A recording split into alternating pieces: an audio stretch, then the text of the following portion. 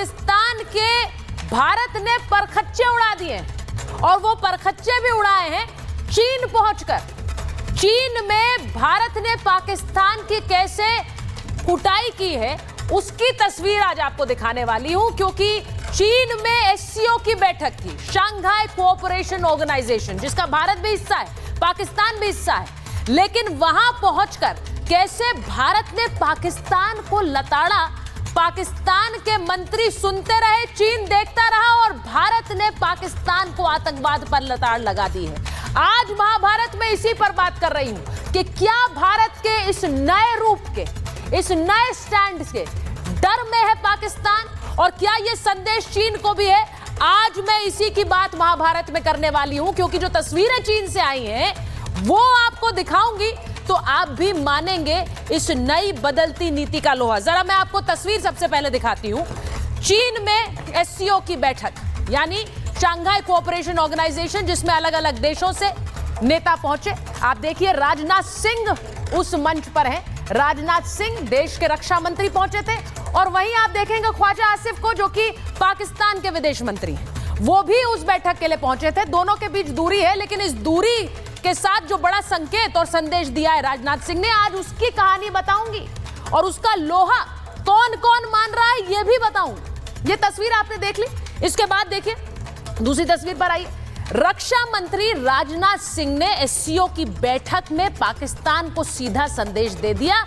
आतंकवाद पर zero tolerance तो है, लेकिन आतंकवाद पर जो एक पूरा नेतृत्व होगा वो भारत ही करने वाला है पाकिस्तान के खिलाफ, यह भी संदेश दे दिया है। उन्होंने जो जो बातें सुनाई हैं पाकिस्तान को वो भी आगे आपको सुनाऊंगी, लेकिन सबसे पहले वो आपको तस्वीर दिखाती हूं जिससे दुनिया के कई देश दंग रह गए। यह तस्वीर देखिए, एससीओ की मीटिंग के बाद एक साझा समझौता जिसके लिए अलग देशों के राष्ट्र के जो नेता थे वो पहुंचे थे, उसमें उस साझे समझौते पर राजनाथ सिंह ने हस्ताक्षर करने से मना कर दिया। तस्वीर देखिए, जरा तस्वीर दिखाइए। अभी राजनाथ सिंह इस समझौते को पढ़ रहे हैं और उसके बाद पढ़ने के बाद उन्होंने बिल्कुल स्पष्ट कह दिया इस पर भारत हस्ताक्षर नहीं करेगा। उन्होंने उसको पढ़ा और उसके बाद उस पर हस्ताक्षर करने से मना कर दिया। यह भारत का बड़ा स्टैंड। भारत ने कह दिया वो इस साझा समझौते पर हस्ताक्षर नहीं करेगा। क्यों नहीं करेगा उसकी कहानी आपको बताती हूं। इस भारत के कड़े स्टैंड पर और इस बदले हुए स्टैंड पर जो बड़ी खबर है वो आप जानिए। चीन पाकिस्तान की चालबाजी कैसे नाकाम रही है एससीओ की बैठक पे। राजनाथ सिंह ने साझा बयान पर हस्ताक्षर किए ही नहीं, मना कर दिया। वो तस्वीर आपने देखी।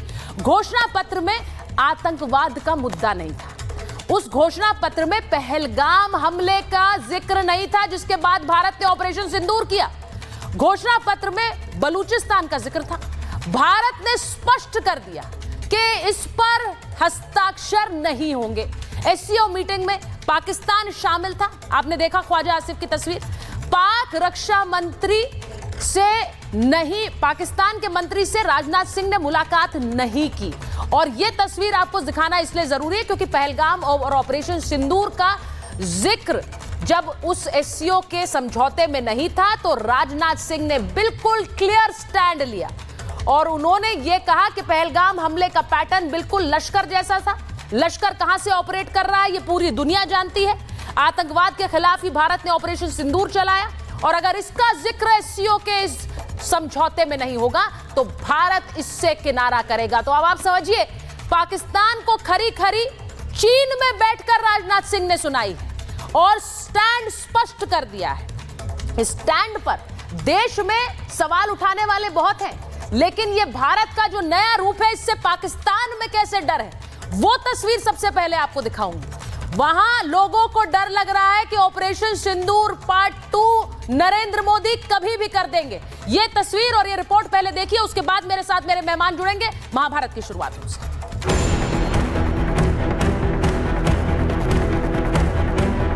भारत ने चीन से पाकिस्तान को लताड़ लगा दी। अब पाकिस्तान को सता रहा है ऑपरेशन सिंदूर 2 का डर। वो जल्द से जल्द वो पाकिस्तान के ऊपर वो हमला करना चाह रहा है। मोदी किसी भी आतंकी को छोड़ने वाले नहीं है। ऑपरेशन सिंदूर अभी खत्म नहीं हुआ है। भारत की आतंकवाद को लेकर पॉलिसी इतनी कड़ी हो गई है कि एससीओ मीटिंग में पहुंचे भारत के रक्षा मंत्री राजनाथ सिंह ने पाकिस्तान को चीन में ही लताड़ लगा दी। न सिर्फ लताड़ लगाई बल्कि साझा बयान पर हस्ताक्षर भी नहीं किए, क्योंकि उसमें पहलगाम का कोई जिक्र नहीं था।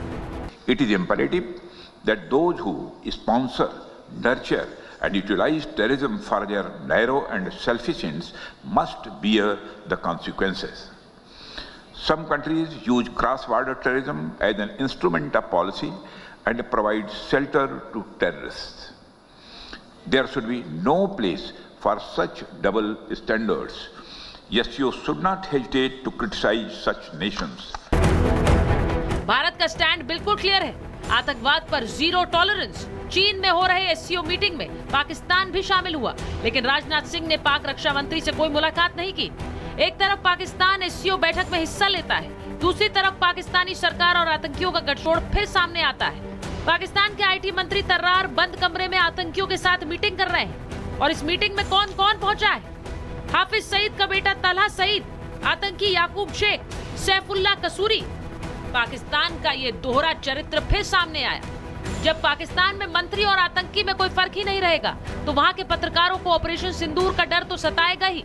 तब वो जल्द से जल्द वो पाकिस्तान के ऊपर वो हमला करना चाह रहा है। अब ये दिनों की बात है या ये महीनों की बात है, लेकिन ये सालों की बात नहीं है। कम से कम कि चंद माह के अंदर ये बात आप नोट कर लें कि हिंदुस्तान दोबारा पाकिस्तान के साथ छेड़छाड़ करेगा। वो पाकिस्तान के अंदर पहले की तरह स्ट्राइक कर सकते हैं। एक तरफ पाकिस्तान में ऑपरेशन सिंदूर 2 का खौफ जारी है, तो दूसरी तरफ मुनीर के खिलाफ भी वहां बगावत शुरू हो गई है, क्योंकि भारत से मुंह की खाने के बाद मुनीर अमेरिका जाकर ट्रंप की वाहवाही कर रहे हैं, ट्रंप को नोबेल देने की सिफारिश कर रहे हैं, और देश में मुनीर के खिलाफ बगावत हो रही है। ट्रंप साहब की नॉमिनेशन हमने सुना कि हुकूमत कर रही है नोबेल पीस प्राइज के लिए। फेडरल गवर्नमेंट से सवाल है कि जिसके हाथों पे फलस्तीनियों का खून है और जिसने ईरान पे हमला किया है, क्या इस फेडरल कैबिनेट की मंजूरी से ये नोबेल प्राइज उसको दिया जा रहा है? पाकिस्तान में बगावत के सुर सुनाई दे रहे हैं, तो दूसरी तरफ पाकिस्तान के खिलाफ एक मुहिम का नेतृत्व भारत कर रहा है, और भारत ने एससीओ में समझौते पर हस्ताक्षर न कर स्पष्ट संदेश दे दिया कि आतंकवाद पर कोई समझौता नहीं होगा। Bureau report, Republic Bharat. बहुत ही दिलचस्प तस्वीर है, और ये वो ऐसी तस्वीर है जो बताती है कि भारत अपने स्टैंड को लेकर कितना मुखर भी हो गया है, और सीधे सीधे दुनिया को बता रहा है कि हम किसी की सुनने नहीं आए हैं, सुनाने आए हैं।